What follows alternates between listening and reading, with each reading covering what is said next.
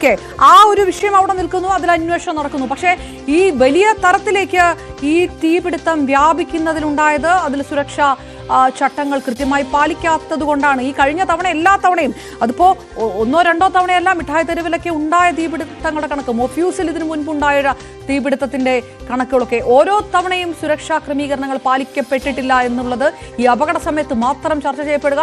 അതിനുശേഷം പിന്നെ ഒരു ചെറുവിരൽ അനക്കാൻ പോലും ഏതെങ്കിലും തരത്തിലുള്ള ഒരു നിലപാട് അധികൃതരുടെ ഭാഗത്തുനിന്നില്ല. ഈ ഇൻവെർട്ടർ എവിടെ സൂക്ഷിക്കണം, ഇതിനകത്ത് ഷോർട്ട് സർക്യൂട്ട് ഉണ്ടാകുമ്പോൾ അത് എന്തുകൊണ്ടാണ് ഉണ്ടാകുന്നത്, ഈ ചട്ടങ്ങൾ പാലിക്കപ്പെടുന്നുണ്ടോ, ഇത്തരം കാര്യങ്ങളൊന്നും ഒരു ഘട്ടത്തിലും ഇതിനു ശേഷം പരിശോധിക്കപ്പെടുന്നേയില്ല. അങ്ങനെ നാട്ടുകാരും കരുതുന്നില്ലേ ഈ അധികൃതരുടെ ഭാഗത്തുനിന്നുണ്ടാകുന്ന വലിയ വീഴ്ചയാണ് ഈ വലിയ തീപിടുത്തത്തിലേക്ക് കാര്യങ്ങൾ എത്തിക്കുന്നതെന്ന്?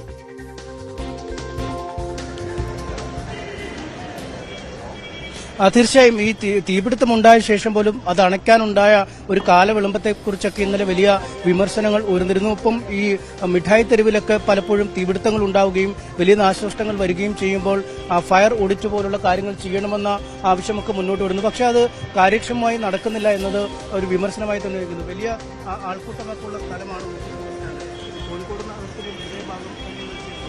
ഈ ഫയർ ഓഡിറ്റ് പോലുള്ള കാര്യങ്ങൾ ഒരുപാട് പിന്നി നടന്നുള്ള കെട്ടിടങ്ങളൊക്കെ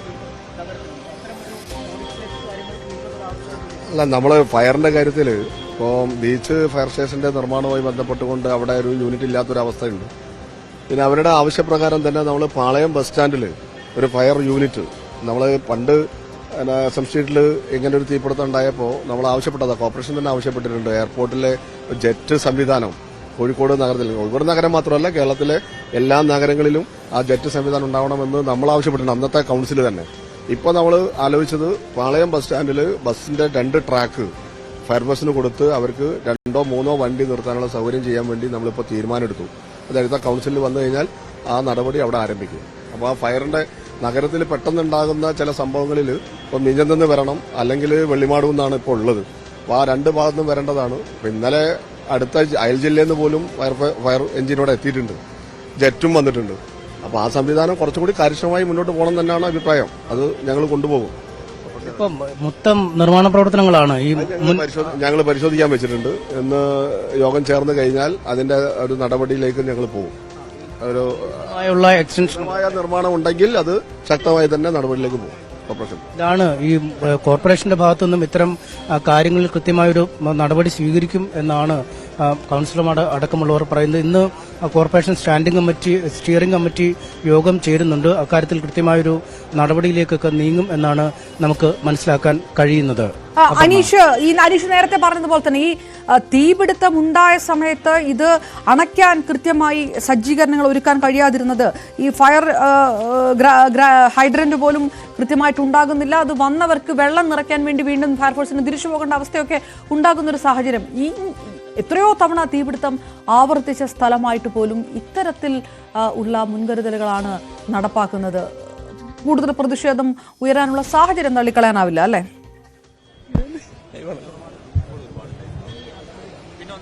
തീർച്ചയായും അത്തരമൊരു പ്രതിഷേധം ഉയരും. കാരണം ഇന്നലെ ഈ അപകടം നടന്ന സമയത്ത് തന്നെ ആളുകൾ ഇത്തരത്തിൽ ഒരു പ്രതിഷേധവുമൊക്കെയായി, അല്ലെങ്കിൽ കോൺഗ്രസ് പ്രവർത്തകരും ഈ കൌൺസിലർമാരും ഒക്കെ ഇക്കാര്യത്തിലുള്ള അവരുടെ ഒരു ദേഷ്യം രേഖപ്പെടുത്തിയിരുന്നു. കാരണം കൃത്യമായ ഒരു മുന്നൊരുക്ക സംവിധാനങ്ങളില്ല, അല്ലെങ്കിൽ അപകടം സംഭവിച്ചു കഴിയുമ്പോൾ അത് തടയാൻ പറ്റുന്നില്ല. ഒപ്പം ഈ നിർമ്മാണത്തിലെ പ്രശ്നങ്ങളൊക്കെ. നമ്മളോടൊപ്പം ഇവിടെ തന്നെ ഷോപ്പുള്ള ഒരാളാണ്. ഇവിടുത്തെ ഷോപ്പുള്ള ആളാണ്. എന്റെ ലാസ്റ്റിലെ കത്താത്ത ഷോപ്പ്, എന്റെ ഷോപ്പ് കത്തിയില്ല. ഇന്നലെ ഉണ്ടായിരുന്നില്ല, കട അവധിയായിരുന്നു. ഇന്നലെ ഉണ്ടായിരുന്നു, അവിടെ കട ഉണ്ടായിരുന്നു. അത് 3:30 മണിക്കാണ് ഫയർ തുടങ്ങിയത്. മനസ്സിലായി? എവിടെ നിന്നാണ് ആദ്യം തുടങ്ങിയത്? ഈ ഭാഗത്തുനിന്ന് തുടങ്ങിയത്. ഇതിന്റെ മുകളിലൊക്കെ ഈ സീസൺ ഇപ്പം വെക്കാൻ സീസണായി, യൂണിഫോമിന്റെ സീസൺ. ആ സീസണിലൊക്കെ ഒരുപാട് സാധനം സ്റ്റോക്ക് ചെയ്തത്. അത് എങ്ങനെ തീപിടിച്ചത് കാര്യം നമുക്ക് ഇപ്പോഴും പറയാൻ കഴിയില്ല. എങ്ങനെ കത്തി ഒരു പടർന്നു പിടിക്കൽ തുടങ്ങി. അപ്പൊ അതിന് നമ്മളൊക്കെ പീടിയും പൊട്ടിട്ട് പോവുകയും ചെയ്തു.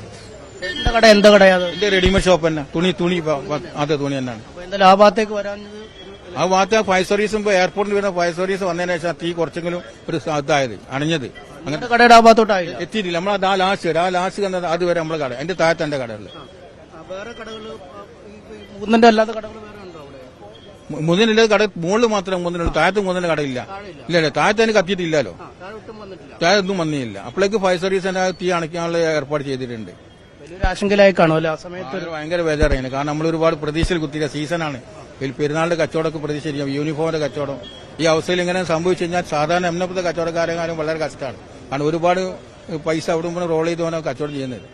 സാമ്പത്തിക ഒരുപാട് സ്റ്റോക്ക് ഉണ്ടായിരുന്നല്ലേ? കണ്ടമാന സ്റ്റോക്ക് തന്നെ. ആളുമ്പോൾ സീസൺ ആകുമ്പോൾ യൂണിഫോമിന്റെ ഇതാണല്ലോ, പിന്നെ പെരുന്നാൾ സീസണാണ്. എല്ലാവരും യുദ്ധൻ മാത്രം എല്ലാവരും നല്ല കാരണം സ്റ്റോക്ക് ചെയ്യുന്ന സമയമാണ് ഇപ്പോൾ. ഈ മൂന്നിന്റെ അല്ലാതെ വേറെ ആർക്കെങ്കിലും എന്തെങ്കിലും നഷ്ടം വന്നിട്ടുണ്ടോ? ഇല്ല, പൊതുവിലെ വന്നിട്ടില്ല. PRCന്റെ നേരെ മുന്നേ PRC മെഡിക്കൽ ഷോപ്പ് അവിടുന്ന് സ്റ്റാർട്ട് തുടങ്ങുന്നതാണ് പറഞ്ഞിട്ടില്ല. അതൊന്നും അവിടെ നിന്നാണോ അല്ലെങ്കിൽ നടക്കുന്നതെന്ന് അറിയില്ല. അതിപ്പം അന്വേഷണത്തിൽ നോക്കി കഴിഞ്ഞാൽ മനസ്സിലാവുള്ളൂ. നമുക്ക് ആദ്യം ഒന്നും പിടികിട്ടില്ല, എന്താണ് സംഭവിക്കുന്നത് മനസ്സിലായി. ഒന്നും മനസ്സിലായില്ല. നമ്മൾ വീട് അടിക്കാൻ വേണ്ടി പെട്ടെന്ന് അടിച്ചു പോവാ. തീ കണ്ടാന്ന് പേടിച്ചതാ. ഇപ്പൊ താഴത്തേക്ക് പടർന്ന് പിടിക്കാന്നുള്ള ഒരു അംഗശങ്കയിൽ വീട് കൂട്ടി നോക്കിയില്ല, പെട്ടെന്ന് അടിച്ച് വീട്ടിലേക്ക് പുറത്തേക്ക് ഓടിയതാണ്. ചെന്നപ്പോഴും മനസ്സിൽ ആശങ്കയായിരിക്കും അല്ലേ? അവിടെ ഇരിക്കാൻ കഴിയില്ല, തിരിച്ചിങ്ങോട്ട് തന്നെ വന്നല്ലോ. അവിടെ മനസ്സാവൻ ഉണ്ടാവല്ലോ. എന്തായാലും രാത്രി 12 വരെ ഇവിടെ തന്നെ അങ്ങനെ ഒന്നും നടക്കല എന്നെ പണി. അതാണ് ഈ ബിൽഡിംഗിൽ തന്നെ കടയുള്ള ഒരു സ്ഥാപനത്തിന്റെ ഉടമയാണ്. അദ്ദേഹത്തിന്റെ കടയുണ്ട്, റെഡിമെയ്ഡ് ഷോപ്പാണ്. അദ്ദേഹം ഒക്കെ ചെറിയ തരത്തിൽ രക്ഷപ്പെട്ടു എന്ന് വേണമെങ്കിൽ പറയാം. താഴത്തെ നിലയിൽ നിന്നും മുകളിലത്തെ നിലയിൽ നിന്ന് താഴേക്ക് തീ പടർന്നു പിടിക്കാത്തതിനാൽ അദ്ദേഹത്തിന്റെ കടയിലേക്കൊന്നും തുണിത്തരങ്ങളിലേക്ക് തീ പിടിച്ചില്ല. യൂണിഫോം കാലമാണ്. ഏറ്റവും അധികം ഇവിടുത്തെ ടെക്സ്റ്റൈൽ കടക്കാർക്കൊക്കെ ചെലവ് കിട്ടുന്ന ഒരു സമയമാണ്. വലിയ സ്റ്റോക്കിസ്റ്റുകളാണ് ഇവരിൽ പലരുമൊക്കെ. പക്ഷെ എന്തായാലും ഭാഗ്യത്തിന് അദ്ദേഹം ഒഴിവായ ഒരു ആളാണ്. നിരവധി ആളുകളാണ് ഇപ്പോഴിവിടേക്ക് എത്തിക്കൊണ്ടിരിക്കുന്നതും. എന്തായാലും പോലീസും ഫയർഫോഴ്സും ഇലക്ട്രിക്കൽ ഇൻസ്പെക്ടറേറ്റും ഒക്കെ ഈ വിഷയത്തിൽ അന്വേഷണം ആരംഭിച്ചു കഴിഞ്ഞിട്ടുമുണ്ട്. അനീഷ, അതോടൊപ്പം തന്നെ ഈ നഷ്ടക്കണക്കുകൾ വരുന്നത് ഏത് തരത്തിലാണ്? 75 കോടിയുടെ നഷ്ടം എന്ന് പറയുമ്പോൾ അത് എത്രത്തോളം കടക്കാരെ ബാധിച്ചിരിക്കുന്നു? എത്ര പേരുടെ ഉപജീവന മാർഗം കൂടി തടസ്സപ്പെട്ടിരിക്കുന്ന തരത്തിലേക്ക് ഈ നഷ്ടം എങ്ങനെയാണ് കണക്കാക്കുന്നത്? എന്താണ് ഈ വ്യാപാരികളുടെയൊക്കെ ഒരു പ്രതികരണമൊക്കെ എങ്ങനെയാണ് ഈ സമയത്ത് വരുന്നത്?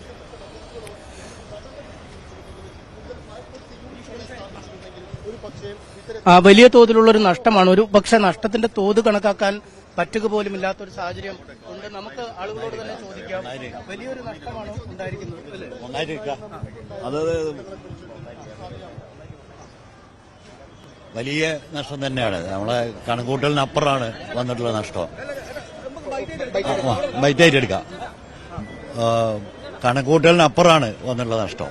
അപ്പൊ നമ്മളതിനെ പറ്റി പഠിച്ചുകൊണ്ടിരിക്കുകയാണ്, എന്തൊക്കെയാണ് സംഭവിച്ചതെന്നുള്ളത്, എത്ര നാശനഷ്ടമുണ്ട് എന്നുള്ളത്. വളരെയധികം ആക്സസ് ഉള്ള ഒരു പ്രദേശമാണല്ലോ ഇവിടെ. ഈ തീപിടുത്തമുണ്ടായത്, മിഠായിത്തരമൊക്കെ തീപിടുത്തമുണ്ടായപ്പോൾ കെടുത്താൻ കുറെ പ്രയാസപ്പെട്ടിരുന്നു. ഇവിടെയും കുറെ സമയം എടുത്തു എന്നുള്ളതാണ് ഞാൻ പറയുന്നത്. ഈ ക്രാഷ് ലാൻഡർ പോലത്തെ സംവിധാനം, എയർപോർട്ടിലുള്ള ആ സംവിധാനമൊക്കെ നമുക്ക് ഇവിടെ കോഴിക്കോട് നഗരത്തിലും ഏർപ്പെടുത്തണം. അപ്പം ബീച്ചിൽ നവീകരണത്തിന്റെ ഭാഗമായിട്ട് അവിടെ ഒരു യൂണിറ്റ് ഉള്ളൂ എന്നാണ് തോന്നുന്നത്. അപ്പൊ അതിലൊക്കെ മാറ്റം വരുന്നത്. കോഴിക്കോട് നഗരത്തെ സംരക്ഷിക്കാൻ ആവശ്യമായിട്ടുള്ള സുരക്ഷാ ക്രമീകരണങ്ങൾ അധികൃതർ ചെയ്യണം. 6 മണിക്കൂറിലധികം നീണ്ടു നിന്ന് ഈ തീക്കത്ത് ഇത്രയും ആക്സസ്, ഇത്രയും പ്രദേശം, ഇത്രയും സൗജന്യം, ഇത്രയും ഫ്രീ ആയിട്ട് കിടക്കുന്ന പ്രദേശമാണ്. ഈ ഒരു പ്രദേശത്ത് നമുക്ക് അങ്ങനെ കഞ്ചക്ഷനൊന്നുമില്ലല്ലോ. ഇത്രയും കഞ്ചക്ഷൻ ഇല്ലാത്തൊരു പ്രദേശത്ത് തീക്കത്തി ഞായറാഴ്ച ദിവസമാണ്, വലിയ തിരക്കില്ല. അപ്പൊ അതുകൊണ്ട് തന്നെ കുറെ എളുപ്പത്തിൽ കിട്ടും എന്നാണ് നമ്മളും പ്രതീക്ഷിച്ചത്. പക്ഷെ ഈ സംവിധാനത്തിന്റെ ശക്തിക്കുറവ് ഉണ്ടാവുമല്ലോ. അപ്പൊ അത് ക്യാഷ് ലാൻഡർ സംവിധാനം കോഴിക്കോട് സിറ്റിയിൽ വേണം. അത് ഏർപ്പെടും. 17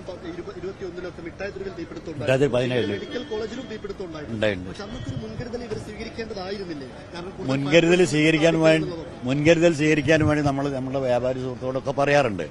മിഠായിത്തെരുവ് തീപിടുത്തത്തോടുകൂടി നമ്മളതൊക്കെ ആവശ്യപ്പെട്ടിട്ടുണ്ട്. അവിടെ മുൻകരുതൽ നടത്തണം, ആവശ്യമായ കരുതൽ വേണമെന്നൊക്കെ. അതൊന്നും ഇപ്പൊ എല്ലാവരും അങ്ങനെ പാലിച്ചോളണമെന്നില്ലല്ലോ. എവിടെയാണ് എന്താണ് ഫോൾട്ട് വന്നിട്ടുള്ളത്, വീഴ്ച വന്നിട്ടുണ്ടോ ഇല്ലേ, അതൊന്നും പരിശോധിക്കാനായിട്ടില്ല. അതൊക്കെ ഞങ്ങൾ പരിശോധിച്ചുകൊണ്ടിരിക്കുകയാണ്. അതനുസരിച്ച് നമ്മൾ അധികൃതർ ഭാഗത്ത് നിന്നുകൊണ്ട് തന്നെ ഇതിന് എന്തെങ്കിലും ഒരു സൊല്യൂഷൻ കാണാൻ വേണ്ടിയുള്ള ശ്രമം സംഘടനാ നിലയിൽ നടത്തും. ഉടമയായിട്ട് ബന്ധപ്പെടാൻ കഴിഞ്ഞിട്ടുണ്ടോ? ഉടമയായിട്ട് ബന്ധപ്പെട്ടിട്ടുണ്ട്, ഞാൻ നേരിട്ട് ബന്ധപ്പെട്ടിട്ടുണ്ട്. അദ്ദേഹത്തിന് സംസാരിക്കാൻ പോലും പറ്റാത്തൊരവസ്ഥയിൽ ഞാൻ ഇന്ന് രാവിലെയും വിളിച്ചിരുന്നു. ഇന്നലെ ഫോൺ എടുത്തിട്ടില്ല, ഇന്ന് രാവിലെ വിളിച്ചിരുന്നു. അപ്പം പറഞ്ഞു ഇന്നലെ ഇവിടെ വന്നിട്ടുണ്ട്. അപ്പൊ അദ്ദേഹം മാനസികമായിട്ട് അറിയാലോ, അത്രയും കോടികളുടെ നഷ്ടം വരുന്ന ഒരാള്, അയാളെ നമ്മൾ വിളിച്ചിട്ട് ഇങ്ങൾക്ക് എത്ര നഷ്ടം വന്നെന്നൊക്കെ ചോദിക്കുന്ന ഒരു സമയത്തുണ്ടാകുന്ന പ്രയാസം. അതുകൊണ്ട് തന്നെ അക്കാര്യത്തിൽ ഒന്നും അധികം ചോദിച്ചിട്ടില്ല. ഒന്ന് പറഞ്ഞ് സമാധാനപ്പെടുത്തി നമുക്ക് കാണാന്നൊക്കെ പറഞ്ഞു നിർത്തിയതാ. അതിലപ്പുറം നമുക്ക് അവരോട് പറയാൻ പറ്റൂലല്ലോ. ഇന്നത്തെ ഒരു മാനസികാവസ്ഥ നമ്മൾ നോക്കണം. ഒരു ജീവിതമാർഗം ഇത് അവിടുന്നൊക്കെ കടം വാങ്ങിയിട്ടൊക്കെ ആയിരിക്കും. ഒരുപാട് തൊഴിലാളികളുണ്ട്, ഒരുപാട് പേരുടെ ജീവിതമാർഗമാണല്ലോ മുട്ടുന്നത്.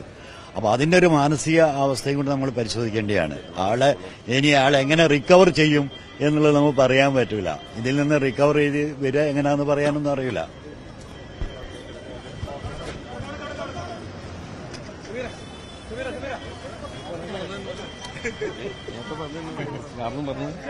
കൂടുതൽ സുരക്ഷാ ക്രമീകരണങ്ങൾ ഏർപ്പെടുത്തുമെന്നുള്ള പ്രതികരണം വരുന്നുണ്ട്. അനീഷിലേക്ക് വീണ്ടും. അനീഷ്, എത്ര വ്യാപാരികളെയാണ് ഇത് ബാധിച്ചത്? അതിലൊരു കണക്കുണ്ടോ? ഈ എപ്പോഴും പറയുന്നത് ആവർത്തിക്കുന്നു, ഞങ്ങൾ ഇനിയും സുരക്ഷാ ക്രമീകരണങ്ങൾ കടുപ്പിക്കുമെന്നുള്ളതിനപ്പുറത്തേക്ക് ഇതിലൊരു കൃത്യമായിട്ടുള്ള ഒരു ദിശാബോധമോ പ്ലാനോ പദ്ധതിയോ എന്തെങ്കിലും ഉണ്ടോ അധികൃതരുടെ മുന്നിൽ? വിളംബരം കരീമും സംസാരിക്കുന്നു ഇപ്പോൾ. പ്രസിഡന്റോടെ